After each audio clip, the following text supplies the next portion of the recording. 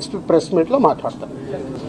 నాకు ముందు కావాల్సింది ఏంటంటే మనందరికీ కావాల్సింది ఏంటి, సీఎం గవర్నమెంట్దా లేక అల్లు అర్జున్దా కాదు, ఈయనకి ఏం సపోర్ట్ చేస్తున్నాం, ఈయన ఫ్యామిలీని ఎలా కాపాడుతున్నాం అనేది మన అందరి రెస్పాన్సిబిలిటీ. దాని మీద ఫోకస్ చేద్దాం. ఈ ఎస్ ఫైనాన్షియల్గా అన్ని రకాలుగా భాస్కర్కి నిలబడబోతున్నాం. అది నేను లీడ్ చేస్తున్నాను. నేనే పక్క నుండి నేను అన్ని చేయిస్తాను. అది చెప్పడానికే సీఎం గారు చెప్పమన్నారు.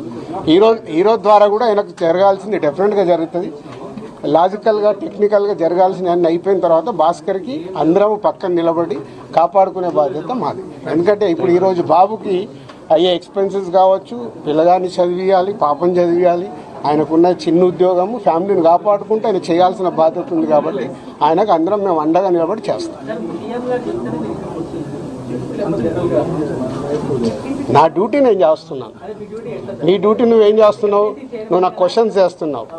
ఎఫ్డీసీ చైర్మన్గానే సీఎం గారు అక్కడి నుంచి చెప్పాల్సింది చెప్తున్నాను. నేను సీఎం గారు చెప్పిందే చెప్తున్నాను. ఓకే, మరిన్ని ట్రెండింగ్ వీడియోల కోసం న్యూస్ 18 తెలుగు యూట్యూబ్ ఛానల్ను సబ్స్క్రైబ్ చేసుకోండి.